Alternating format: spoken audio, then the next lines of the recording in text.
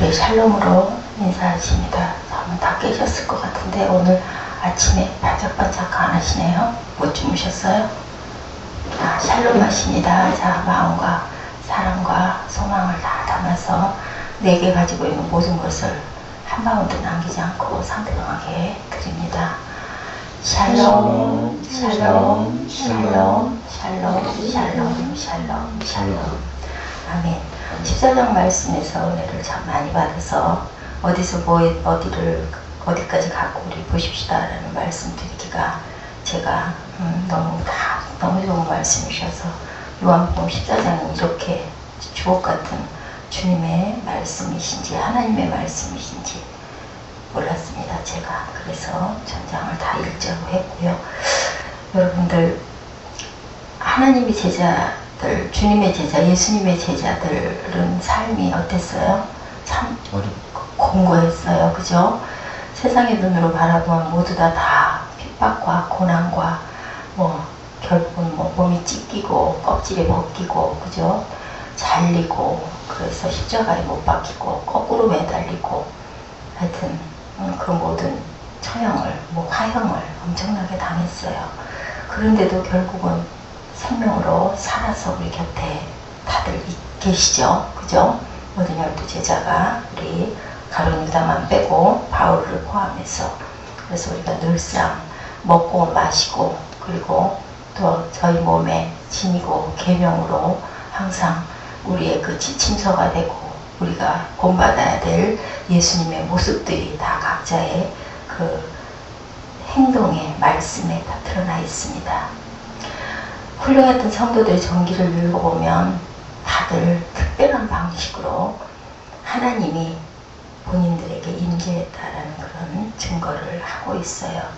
주님이 계신 곳은 어느 곳으로 우리 그 주님 사역하시던 3년 반 공생의 그 기간 동안 어떻게 화하던가요? 고침으로, 그죠? 또한 평강으로 모든 것이 그 정리가 된 그런 상태로 근데 그것이 온전한 것으로가 아니라 불완전한 것으로 약한 것으로 그리고 적은 것으로 소외된 것으로 다 온전하게 이루시는 그런 하나님이 천국의 하나님을 천국의 임함을 주셔서 지금 오늘도 또한 우리 이 자리에서 예배 시간만은 천국 아닌가요 여러분들? 예배가 끝나고 딱 뒤돌았으면 아니면 성전 안에서부터 예배 끝나고 나갈 때부터 또다시 세상 가운데로 나가면서 경쟁과 혼돈과 혼란과 무질서 속으로 또 빠져들어가는구나. 그렇잖아요. 우리 먼저 나가려고 하면 밀치고 우리 교회는 그럴 일이 전혀 없지만 보통 교회들은 바쁘니까 아니면 말미에서 축도를 그냥 받음과 동시에 이 경쟁에 들어갑니다. 하나님은 주님은 늘 나는 마음이 온유하고 겸손하다. 가장 첫 번째가 우리가 하나님을 만나고 나면 우리들이 그 거룩한 주님의 모습을 배우는 그 순간은 우리 마음들이 어떻게 돼 겸손해지는 것 같아요. 그죠? 정말 나는 하잘 것 없고 보잘 것 없구나. 하나님이 계시기 때문에 내가 호흡하는 거 하나까지도 그것까지도 하나님이 계시지 않으면 우리가 숨 쉴 수가 없구나라는 것을 생각을 합니다. 그것을 가장 가깝게 느끼는 세상 가운데 일상 가운데 어떤 것인 것 같으세요? 저는 그 장례식장 그런데 가보면 정말 인생의 삶이 헛되구나 대단한 업적을 이루신 분이나 아닌 분이나 그런 마음들 여러분들 들지 않으세요? 그죠? 어저께까지도 호언장담하고 큰소리치고 많은 꿈과 비전을 잉태하고 품고 아주 치열하게 살던 사람들이 결국은 언젠지 모르는 어떤 한순간에 그렇게 우리와 단절된 세상으로 떠나십니다. 할렐루야. 아이코도 할렐루야. 할렐루야. 할렐루야.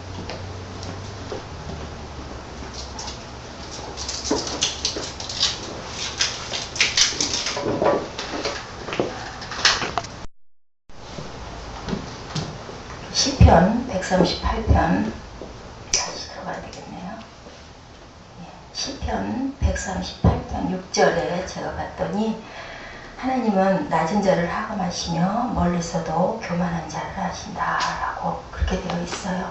우리 마음이 주님을 닮은 온유와 겸손의 모습이 되었을 때, 그랬을 때 무엇을 이룰까요? 제가 늘 주장하는, 늘 강조하는 샬롬을 이루는 줄로 믿습니다.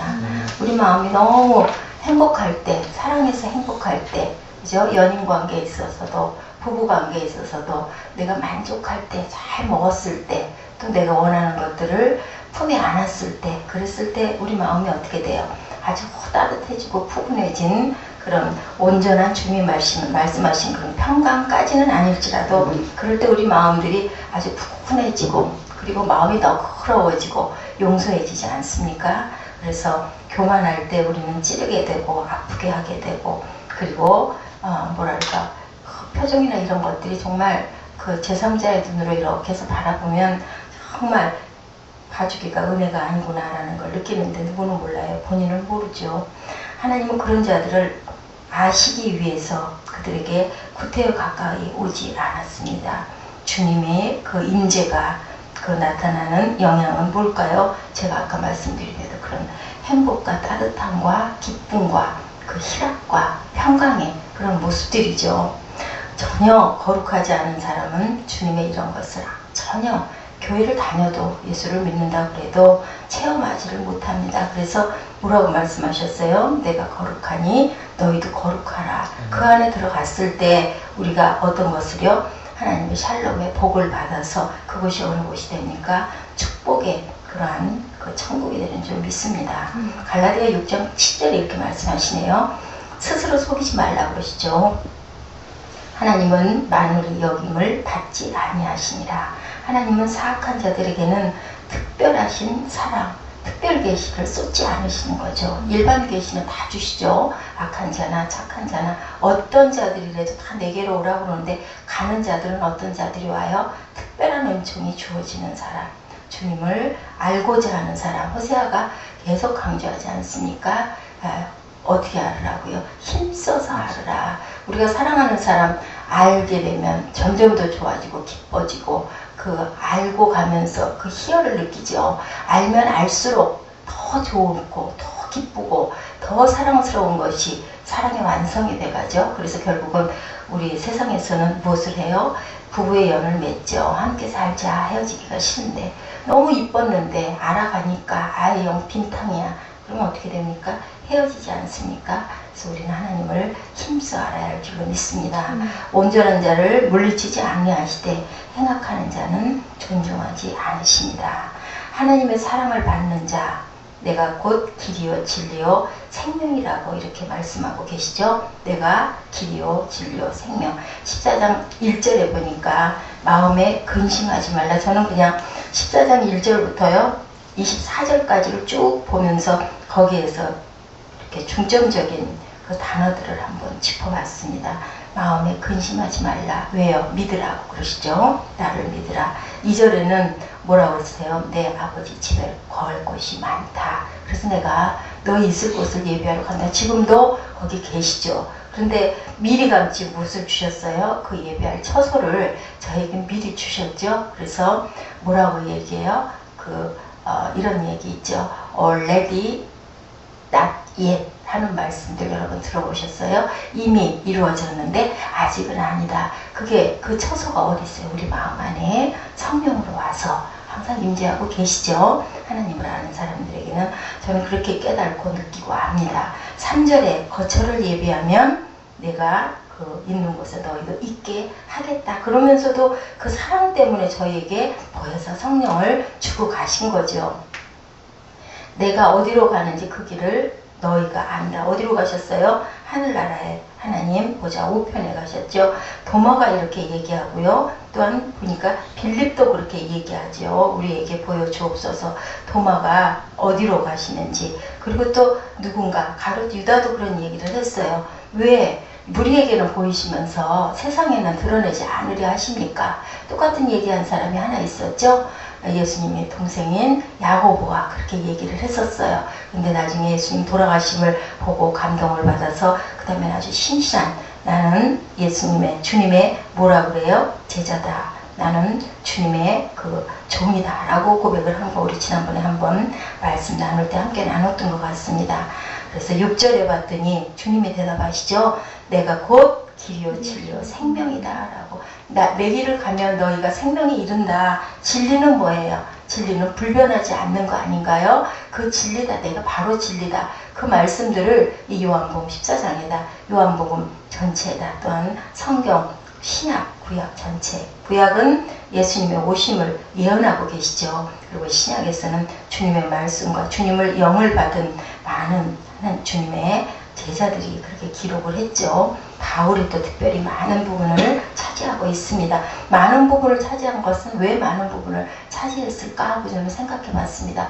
묵상해 봤더니 그만큼 주님과 더 가까웠고 주님을 더 많이 만났고 주님과 더 많이 교통했고 주님을 더 많이 알았기 때문에 많은 기록을 할 수 있지 않았을까 저는 이렇게 깨닫습니다. 7절에 너희가 나를 알았더라면 내 아버지도 알았을 것이다 라고 얘기해요. 왜냐하면 아버지가 주님 안에 거하고 주님이 누구 안에? 아버지 안에 거하기 때문에 동일하다는 말씀을 하고 있죠. 너희가 그를 알았고 또 보았다라고 해요. 이제부터는. 왜냐하면 네가 나를 알고 나를 보았기 때문에 하나님도 알고 하나님도 보았을 것이다. 그랬더니 빌립이 아버지를 보여주소서 하죠. 그랬더니 예수께서 말씀하시죠. 이렇게 오래 너희와 함께 내가 있었는데 아버지를 너는 이미 봤는데 못 봤니? 내 모습 보면 너는 하늘의 아버지를 본 거다라고 설명하고 계십니다. 10절에 내 아버지 안에 거하고 아버지는 내 안에 계신 것을 내가 믿지 않니? 내가 너에게 이르는 말은 내가 그냥 스스로 내 말이 아니다. 누구 말이다?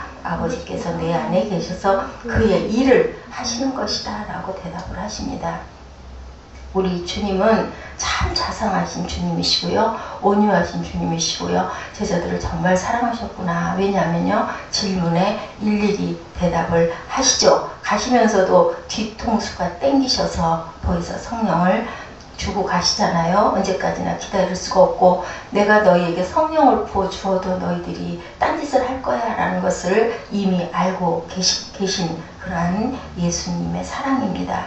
1절에 보니까 아버지 안에 거하고 아버지께서 내 안에 계심을 너희들 믿어라. 그렇지 못하겠거든 뭐라고 말씀하세요? 행하는 그 일로 말미암아 믿어라 하고 이적과 기사와 표적을 주신 이유가 뭐예요? 믿으라고. 그것을 보면서 우리들 그러죠. 너 어디서 뭔가 특별한 일이 일어난다. 그 교회가 이렇대. 병자를 고친대. 뭐 기적이 일어난대 하면 어떻게 해요? 막 몰려가잖아요. 보고 싶어서. 그런 호기심을 많이 갖고 있죠. 호기심이 결국은 증거가 돼서 믿기라도 해라. 그렇게 표적을 그 이유로 하나님의 영광을 드러내려고 보여주신 게 이런 기적들이고 표적들입니다. 14장 12절에 나를 믿는 자는 내가 하는 일도 할 거고 그보다 큰 일도 하리니 이는 내가 아버지께로 가리라. 그 무슨 뜻일까요? 저는 아버지께로 가리라. 왜? 큰일도 하는데 내가 아버지께로 가리라 라고 얘기하셨을까요? 내가 하나님 보좌 우편에서 너희를 위해서 기도할 것이다. 그러면 내 영이 너희한테 거하고 또 내가 또 기도하는데 나보다 큰일 당연하지 하지 않겠니? 예, 저는 이렇게 깨달았습니다. 13절에 너희가 내 이름으로 무엇을 구하든지 뭐든지 내게 구해 내게 원해. 우리 아버지시죠? 우리 부모가 어떻게 해요? 자녀가 옳은 것을 구하고 원했을 때는 어떻게든지 주려고 하지 않습니까? 입으로는 뭐 야단을 치고 그런 게 어딨어? 내가 그걸 어떻게 너를 해줘? 그래도 제 마음속엔 그렇더라고요. 어떻게든지 그걸 좀 어떻게 해주고 싶다. 그런 마음이 곧 뭘까요? 사랑이고 그 사랑의 그 안에는 핵심에는 하나님의 사랑을 그 성품을 받고 우리가 태어났기 때문에 자녀에게 무엇으로 좋은 것으로 항상 채워주시려고 하죠. 우리도 또한 그렇게 행하죠. 근데 잘못되고 위험하고 그렇게 하면 안 되는 것일 때는 어떻게 합니까? 권면을 하고 때로는 회초리도 칩니다. 이렇게 주님의 마음이 여기에 있습니다. 큰 일을 할 것이다. 13절에 내 이름으로 무엇을 구하든지 내가 행하마.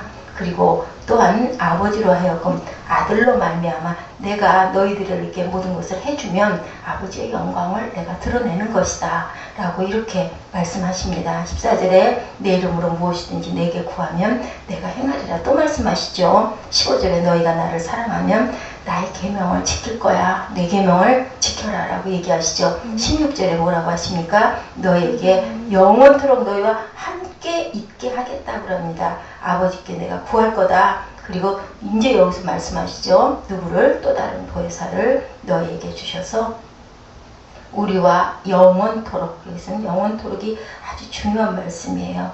우리가 하나님을 찾으면, 우리가 주 안에 있으면 그 진리의 영인 보혜사 성령이 너희와 영원히, 영원은 뭡니까? 끝이 없는 거예요. 우리가 가도, 우리 생명이 걷어져도 영원히 계시니까 우리는 성령으로 인해서 삽니다. 우리는 몸을 벗고 나면 뭐가 돼요? 성령체가 되는 거죠. 영이 되는 거죠. 이렇게 진리의 영이라고 말씀하시죠. 진리의 영은 불변입니다. 진리의 영은 죽지 않습니다. 세월이 수천 년이 흘러가도 그 진리는 변하지 않습니다. 우리 세상에 많은 과학과 많은 사상가들과 많은 철학자들이 어떤 말을 할지라도 그것은 진리가 되지 못하죠. 시대가 변함에 따라서 조금씩 바뀝니다. 기가 막히게 옳다고 했던 어떤 과학, 우리 초등학교 때 배웠던 과학이 지금은 많은 변화가 있습니다. 그것은 진리일 수는 없어요. 진리를 구했던 거죠. 진리를 탐구했던 거죠. 근데 변함이 없는 건 뭡니까? 하나님의 말씀입니다. 살아있는 하나님의 말씀은 진리입니다. 그렇기 때문에 변함이 없는 거죠. 18절에 또 말씀하십니다.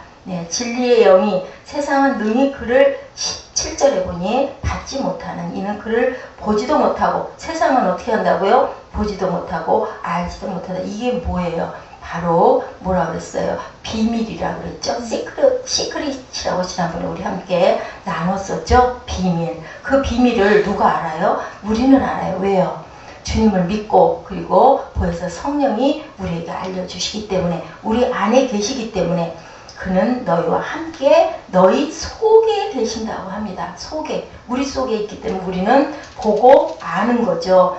특별하게 우리는 구별된 사람들이에요. 그래서 크리스찬이라고 그러죠. 18절에 내가 너희를 성도라고 합니다. 사람들은 그래요. 성도라는 말 너무 평범하고 일반적이니까 성도라고 그러면 뭐 격화시킨 것 같은 느낌이 들지만 아니에요. 저를 포함한 여러분들은 모두 다 성도이고 거기에서 직분들을 받은 겁니다. 목사이고 전도사이고 집사이고 안수집사이고 장로이고 권사이고 그런 거죠. 성도라는 그 이름을, 그 이름과 온전하게 되는 것 자체만으로도 우리는 큰 영광이고 하나님의 은혜인 줄로 믿습니다. 내가 너희를 모와 같이 고아와 같이 그냥 내버려 두지 않을 거다.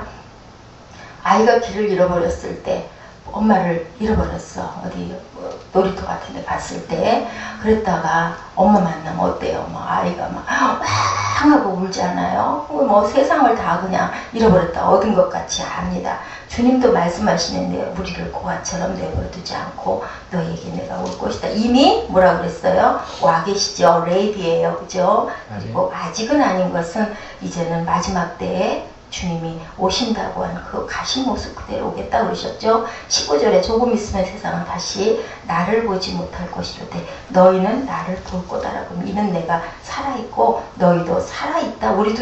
우리는 함께 살아있기 때문에, 살고 있기 때문에. 가족 어떻게 해요? 헤어지기 전까지는 항상 이사를 가도 같이 가지 않습니까? 그런 것처럼 또 부모님이 돌아가셔도 우리 안에 계시지 않습니까? 그건 왜요? 우리가 부모님을 사랑하기 때문에. 그리고 후회하죠. 그리고 회개하죠. 그러다 보면 가슴에 품게 됩니다. 그러다 보면 늘상 내 안에 살아계신 돌아가신 내 어머니 아버지가 됩니다. 이런 것처럼 이렇게 말씀하시죠. 20절에 그날에는 내가 아버지 안에 너희가 내 안에 내가 너희 안에 있는 것을. 그럼 뭐예요? 우리는 아버지 안에도 주님 안에도 또한 내 안에도 아버지와 또한 아들과 그리고 성령이, 그래서 삼위일체 아닌가요? 우리 안에 성부, 성자, 성령께서 함께 계신데 우선 우리에게 성령을 보내주신 거죠. 21절에 나의 계명을 지키는 자라야 나를 사랑하는 자니. 여기서 또 말씀하시죠. 나를 사랑하면 너희가 내 계명을 지킬 것이다. 가룟 유다가 얘기합니다. 자기를 우리에게나 나타내시고 세상에는 아니하려 하시나이까. 동생 야고보가 얘기했었죠. 올라가서 예루살렘 성전에 올라가서 드러내지 그러느냐고 얘기하죠. 14장 23절에 예수께서 말씀하십니다. 나를 사랑하면 내 말을 지킬 것이고 내 아버지께서 그를 사랑하실 것이고 우리가 그에게 가서 거처를 그와 함께 하리라. 누구와 함께? 아버지와 함께 하리라. 14절에 나를 사랑하지 아니하는 자는 내 말을 지키지 아니할 것이다. 너희가 듣는 말은 내 말이 아니고 나를 보내신 아버지의 말씀이라고 얘기합니다. 그 이제 보혜사가 그 다음 부분에 보니까 쭉 오더라고요. 아버지께서 내 이름으로 보내실 성령 그가 너에게 모든 것을 가르치고 내가 너에게 말한 모든 것을 생각나게 하리라. 그래서 보내주신 거예요.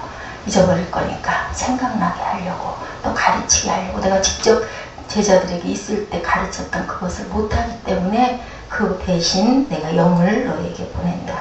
그리고 27절에 말씀하시죠. 평안을 너에게 끼친다. 곧 나의 평안을 너에게 준다. 마음에 근심도 두려움도 하지 말라고 이렇게 말씀을 하십니다.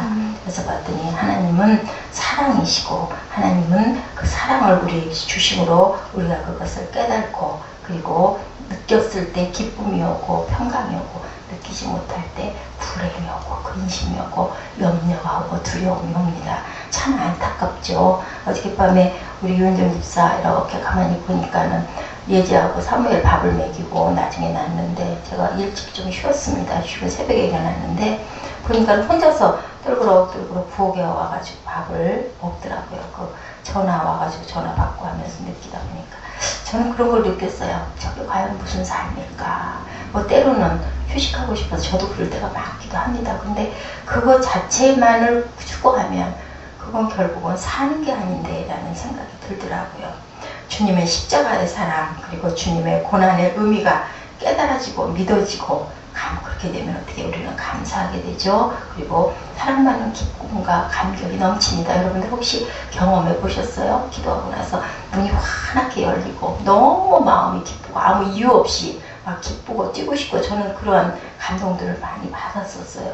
순간순간 이게 정말 행복이구나, 이런 게 정말 감사구나 하는 그런 마음이, 뭐 바뀐 건 아무것도 없는데, 그리고 또 우리는 베풀고 사랑할 때 복된 사랑이죠. 내가 조금 희생이 되더라도 저는 우리 그 보라자매에게 그런 걸 내가 기뻐요. 그렇기 때문에 해줘요. 해주면 너무 좋아하고, 그래서 내가 왜 그럴까, 어저께도 우리 전사님하고 잠깐 너무 지나칩니다 라는 말을 듣고 그러고 나면 마음이 평강이 깨져요. 그냥 마음으로 그냥 내 마음이 그냥 괴로워요. 왜 그것이 진심을 몰라줄까. 그리고 혼자 곰곰이 묵상을 해봤습니다. 시간 내내 움직이면서도 하면서도. 그랬더니 결국 뭐냐면요, 내가 어떤 보람과 기쁨을 느끼는 거예요. 내가 항상 집에 있으면서도 뭔가를 베풀어도요, 아무런 돌아오는 것들이 거의 없어요. 대답이 없어요. 말이 없어요. 그냥 똑같은 다 각각 바꾸니까 항상 그렇게 얘기하거든요. 뭐 누구만 힘들어? 다 힘들어! 다 힘들어! 그냥 그렇게 얘기니까. 너무 힘들고 여유가 없으니까 내가 너를 바라볼 틈이 없다 인 건데, 그래도 사람은 마음 안에 그런 마음 들죠. 근데 이 보라라는 그 자매는요, 뭐 입술로 하든지 말든지 항상 그러지 않습니까? 감사합니다. 고맙습니다. 죄송합니다. 예, 알겠습니다. 저는 그게 너무너무 좋아요. 그 대답을 들으면서. 그러니까 살아있는 것 같은 그 모습, 소리, 그런 걸 들으면서 제가 기쁜 거예요. 여러분들, 제가 보라에게 베푸는 거, 이런 것들, 그리고 제가 감당하죠. 뭐 먹는 거, 뭐 씻는 거, 치우는 거, 뭐 챙겨주는 거, 그냥 그 정도는 할만하니까 어떻게 보면 사무엘보다 나아요. 왜 사무엘은 해도 맨날 똑같은 반복인데 그래도 조금씩 바뀌어가니까 이 자매를 내가 조금 바꿔봐야 되겠다. 그러면서 그 어머니의 그 노고가 너무 마음이 아프게 다가오더라고요. 그렇게 함으로 인해서 엄마가 조금 쉴 수 있다면 이것도 내가 사랑이고 내가 베푸는 거다. 할 수 있는 거니까 또 약간 넓은 공간이 있고 조금 쉬게 할 자리가 있기 때문에 저는 하는 것 뿐입니다. 그러면서 제가 기쁜 거죠. 이럴 때 우리에게는 마음에 기쁨과 감격이 넘치죠. 사랑을 할 때 잘 받아주고 기뻐하고 감사할 때 베푸는 사람은요, 여러분들 형용할 수가 없어요. 그래서 당연한 거라도요, 당연한 대답이라도요, 감사합니다, 고맙습니다, 예 하고 웃는 그 미소, 너무 그게 참 나를 살려요. 그게 뭔가 해줬을 때. 그럼 보상받을 생각하지 마. 그렇게 되면 그때 상처받아. 왜 그래요? 돌아오는 게 없기 때문에 그걸 각오하라는 말이죠. 그래서 우리는 뭐라 그럽니까? 성경은 마음을 다하고 목숨을 다하여 주 너의 하나님을 사랑하라 라고 얘기하고 있습니다. 주님의 사람들은 하나님을 사랑하라는 명령을 받았어요. 사랑하라는. 여러분들 사랑하십니까? 주님을? 내 나름대로의 사랑을 하지 마시고요, 온전히 사랑하시기 바랍니다. 어떠할 때라도, 주님이 회초리를 좀 때릴 때라도, 내가 좀 공부할 때라도, 그럴 때라도 하나님을 사랑하십시오. 나의 계명을 가지고 지키는 자라야 나를 사랑하는 자다. 로마서 5장 18절에 우리가 아직 죄인 되었을 때 예수께서 우리를 위하여 죽으심으로 하나님께서 우리에 대한 사랑을 확증하셨다라고 얘기하죠. 우리가 진정으로 하나님을 사랑한다면 마음을 다하고 뜻을 다하고 목숨을 다해서 하나님을 사랑해야 하는 거예요. 행동하는 사랑은 또한 어떻게 해요? 말씀에 순종하는 거죠. 야고보 사도가 본인의 고백이었을 것 같아요. 행함이 없는 사랑은, 행함이 없는 믿음은 죽은 믿음이다 라고 얘기하죠. 주님을 사랑하는 자가 받는 축복이 21절에 나와 있어요. 하나님의 사랑을 받게 된다라고 이야기하죠. 하나님의 사랑을 받는 것은 인생의 어떤 거예요? 성공이죠. 가장 큰 축복입니다. 로마서 8장 31절에 보니까 아들을 주시니까 무엇을 은사로 주시지 아니하겠느냐. 좋은 것을 주신다라는 이야기합니다. 빌립보서 4장 19절에도 증거하고 있습니다. 이렇게 우리는 하나님의 사랑받음을 깨닫고 항상 감사하고 기뻐하며 하나님을 사랑하게 된다는 그 말씀을 하고 계시죠. 또한 우리에게 나타내 주신 그런 주님입니다. 우리에게 주님을 알게 해주시겠다고 21절에도 말씀하고 계시죠. 사랑의 관계가 깊어질수록 우리는 어때요? 서로 깊어서 그 다음에는 어떻게 눈빛만 봐도 서로의 상태를 알 수가 있죠. 아, 저 사람이 뭐를 원하는구나, 배가 고프구나, 목이 마르구나, 쉬고 싶구나. 그게 바로 뭘까요? 우리가 주님과 깊이 교통하면, 말씀을 깊이 묵상하면, 그러면 주님을 알게 되기 때문에 어떻게 눈 감고 묵상하다 보면 아, 내가 이때 이래야 되겠구나, 이 부분은 내가 잘못했겠구나, 이런 부분을 깨닫게 되는 거죠. 빌립보서 3장에서 사도 바울은 예수 그리스도를 아는 지식이 어떻게 가장 고상하다, 세상의 모든 것이 배설물같이 여겼다라고 얘기합니다. 이런 사람 이전에는 왜 예수 믿는 사람들을 핍박했을까요? 예수님을 온전하게 몰랐기 때문이죠. 디모데 1장 13절에도 얘기하고 있습니다. 여러분들, 유다왕 히스기야는 어떤 왕이었어요? 훌륭한 왕이었는데 아들 므낫세는 어땠어요? 악하기로 두 번째 가라면 서러울 정도로 악한 그런 왕이었어요. 왜 그랬을까요? 하나님을 몰랐기 때문이죠. 호세아 4장에서도 이스라엘 백성이 번성하고 잘되면 범죄하며 타락하는 것은 하나님을 아는 지식이 없기 때문이다. 그래서 호세아는 계속 하나님을 힘써 알자. 하나님의 사랑과 하나님의 능력과 하나님의 역사하는 은혜가 나를 통하여 나타나심으로 우리는 어떻게 해요? 하나님의 영광을 드러냅니다. 셋째로 하나님이 우리와 함께 하시는 삶이 23절에 얘기하고 있죠. 우리 삶에 함께 하시는 증거가 23절에 드러나 있습니다. 23절 한번 읽어봐 주실래요? 예수께서 대답하여 이르시되 사람을 사랑하면 내 말을 지키리니 내 아버지께서 그를 사랑할 것이요 우리가 그에게 가서 거처를 그와 함께 하리라. 네, 함께 하겠다고 말씀하십니다. 창세기 39장 2절에도 하나님께서 누구를 형통하게 했어요? 요셉을. 왜요? 함께 했기 때문에. 여호수아에게도 내가 너와 함께 하겠다. 또한 소년 다윗에게는 어떻게 했어요? 예, 골리앗을 하나님이 함께 하심으로 물리쳤습니다. 하나님을 사랑하는 방법은 우리가 순종하고 사모하는 삶, 그리고 계명을 지키는 삶. 그랬을 때 주님 나라가 우리 안에 임할 줄로 믿습니다. 여러분들 함께 말씀 안에서 가장 마음에 와 닿았던 거 일어서셔서 고백하시고, 그리고 제가 마무리하는 걸로 마치시고 우리 기도하는 시간 갖도록 하겠습니다. 나의 계명을 지키는 자라야 나를 사랑하는 자니 나를 사랑하는 자는 내 아버지께 사랑받을 것이요 나도 그를 사랑하여 그에게 나를 나타내리라. 하나님 감사합니다. 오늘 귀한 은혜의 말씀 주셨습니다. 주님, 내가 너희를 고아와 같이 버려두지 아니하고 너희에게 오리라 말씀하셨습니다. 주님, 저희 주님을 사랑하고 또한 주님을 믿고 따르므로 그 주님에 대한 사랑으로 인해서 주님께서 주신 귀한 그 계명을 지키고 또한 그로 인해서 주님 많은 은혜를 받고 주님과 유통할 수 있는 귀한 하루가 될 수 있도록 주님 함께하여 주시옵소서. 그런 삶을 통하여 또한 주님 더욱 깊게 만날 수 있도록 하여 주시고 그로 인한 믿음으로 굳건하게 주님이 주신 귀한 새생명교회를 세워나갈 수 있는 새생명 새빛교회 성도들 될 수 있도록 주님 함께하여 주시옵소서. 오늘 위에 함께하여 주시고 그래도 주님이 말씀하시는 그 음성대로 또한 귀 기울이고 주신 것에 많은 것을 감사하고 기뻐할 수 있는 귀한 하루 될 수 있도록 하여 주시옵소서. 모든 것을 예수 그리스도의 이름으로 감사히 기도드리겠습니다. 아멘. 하나님 감사합니다. 오늘도 귀한 은혜 말씀 예수 그리스도의 하나님 본체의 심을 우리가 해내게 주시는 것을 감사드립니다. 내가 아버지 안에 거하고 또한 아버지는 또 내 안에 거하는 것을 알 수 있는 저희들 아버지 우리들의 모든 것을 내려놓고 오직 예수 그리스도의 마음만 저희를 있게 하여 주시옵소서. 오늘도 주님 주신 은혜 하루를 귀하고 또한 소중하게 쓰일 수 있는 하루가 되게 인도하여 주시옵소서. 아멘. 예수 그리스도를 받들어 감사를 드렸습니다. 아멘.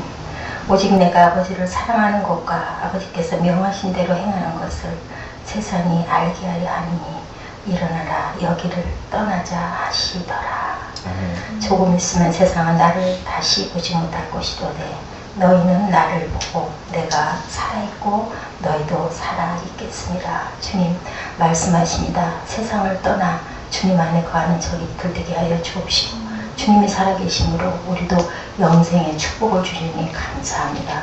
오늘 하루를 깊이 깨달은 하루 되게 하여 주시옵소서. 감사드렸고 예수 그리스도 이름으로 감사하며 기도드렸습니다. 아멘. 하늘에 계신 우리 아버지여 이름이 거룩히 여김을 받으시오며 나라의 임하옵시며 뜻이 하늘에서 이룬 것 같이 땅에서도 이루어지이다. 오늘 우리에게 일용할 양식을 주옵시고 우리가 우리에게 죄진 자를 사하여 준 것 같이 우리의 죄를 사하여 주옵시고 우리를 시험에 들게 하지 마시오며 다만 악에서 구하옵소서. 나라와 권세와 영광이 아버지께 영원히 있사옵나이다. 아멘.